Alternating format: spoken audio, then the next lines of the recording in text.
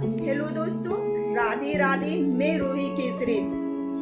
यूं नहीं राजस्थान की मिट्टी को चंदन कहा गया है। वीरों ने वहां जन्म लिया है तो शीश कभी नहीं झुकने दिया दुश्मनों के सामने।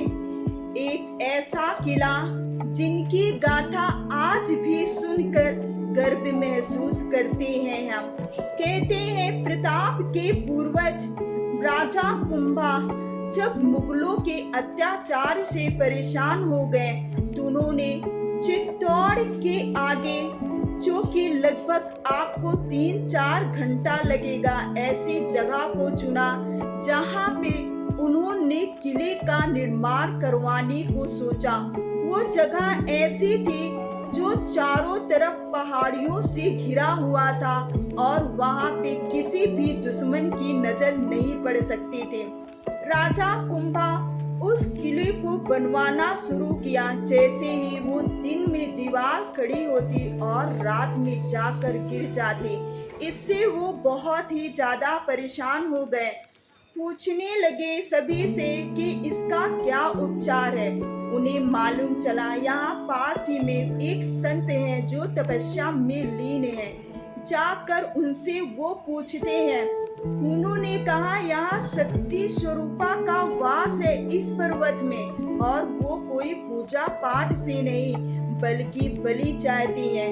राजा ने कहा किसकी बलि, आप बताइए, क्योंकि राजस्थान के वो राजपूत थे जो अपने गौरव को लिए अपने आप को क्षण मात्र में ही मिटा देते थे। कुंभा राजा ने जब वो गुरु से जानना चाहे संत से, संत ने कहा हे राजन, यहाँ पे स्वयं मेरी बलि से ये किला तैयार होगा। बाद में ये मालूम चला था कि स्वयं वो भैरव के अवतार थे। उन्होंने कहा जहाँ पे मेरा धर गिरेगा वहां से किले का मेन द्वार होगा और जिस चोटी तक मैं जाऊंगा वहां पे समापन होगा। ये सुनकर राजा ने गुरु के चरणों में कुंभा राजा ने प्रणाम किया और वो संत गए अपना गर्दन काट दिए। जहाँ पे उनका धर गिरा वहां से उन्होंने मेन गेट दिया और वो चलते गए ऐसे ऊंची चोटी पहाड़ियों पे चढ़ गए जहाँ पे जाकर किला का निर्माण हुआ। वो किला कोई साधारण किला नहीं है। जहाँ पे पन्ना थाई ने उदय प्रताप के लिए अपने पुत्र का बलिदान दिया, जहाँ पे स्वयं माता जयवंता ने ऐसे तेजस्वी आत्मा महाराणा प्रताप को जन्म दिया। माता जयवंता कोई साधारण माँ नहीं थी।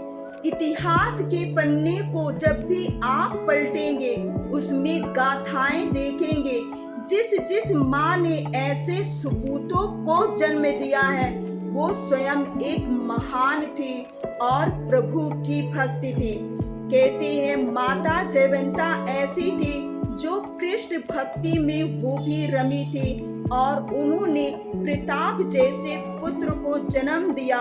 और उस किला में जहाँ पे स्वयं शक्ति रहती थी, शायद शक्ति माता का भी आशीर्वाद प्रताप को और उनके पूर्वजों को मिलता था जो मुगल उन्हें कभी झुका ना पाए।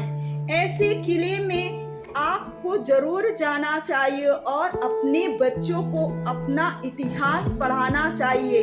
मुगलों ने कई बार वहां पे आक्रमण किया मगर कभी उन्हें विजय नहीं मिली, क्योंकि जिस किला में जिसके लाल स्वयं, जिसकी माँ स्वयं आदि शक्ति बनी बैठी हो, भला उसे कौन परास्त कर सकता।